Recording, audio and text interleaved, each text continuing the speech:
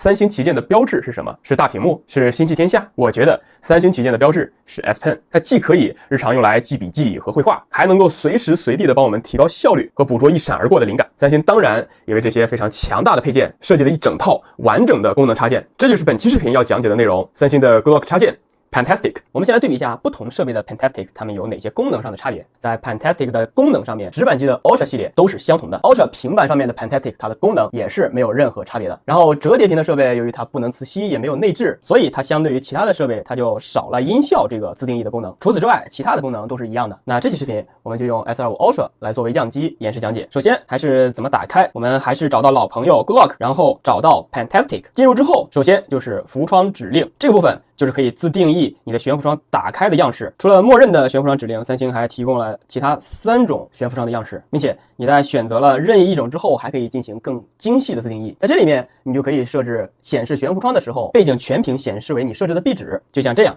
然后你还可以更进一步的对壁纸的亮度和模糊进行调整，比如我调暗了亮度，它就会变成这样。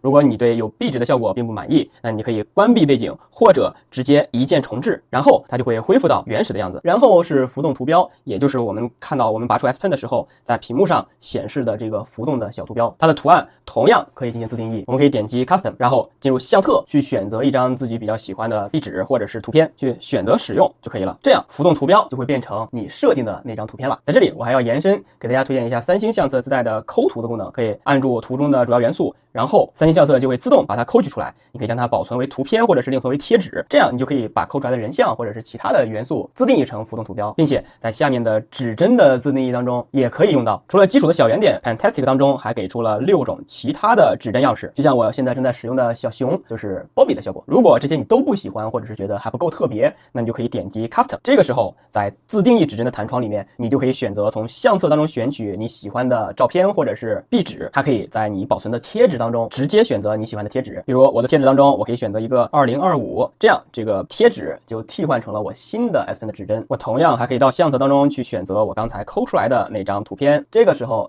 我的指针就变成了我抠出来的图了。选择了指针的样式之后，还可以调节它的大小。有朋友肯定会觉得自己自定义的这个指针的样式它是不规则的，那笔尖的位置怎么确定呢？这个时候你就可以开启这个标记悬停点选项，然后在你的指针图标的左上方就会出现一个悬停点的标记，你的 S Pen 的笔尖点触在哪个位置就显而易见了。设置完成之后点击使用就 OK 了。然后就是 S Pen 拔出和插回去的声音设置，除了基础的音效，三星同样给出了6种预设的音效，比如这个小怪兽，我觉得非常的魔性。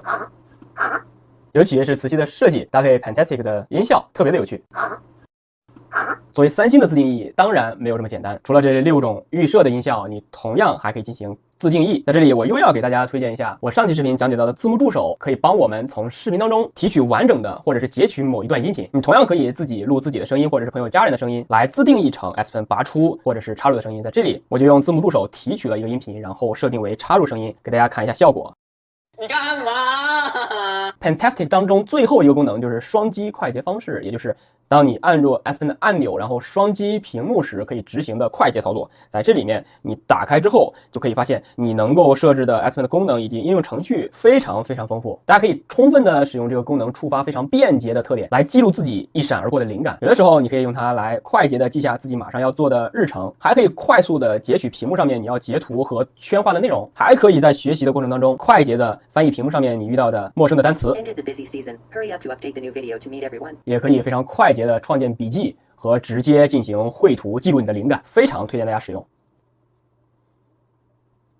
Pantastic 这个插件已经完整的给大家讲解完成了，那下期视频我们就一起来看一看你手上的 S Pen 除了写字绘画这些基础的笔的功能，它还能有哪些妙用呢？ OK， 本期视频就是这样。如果你觉得我的视频不错，或者是有帮助到你，欢迎你点赞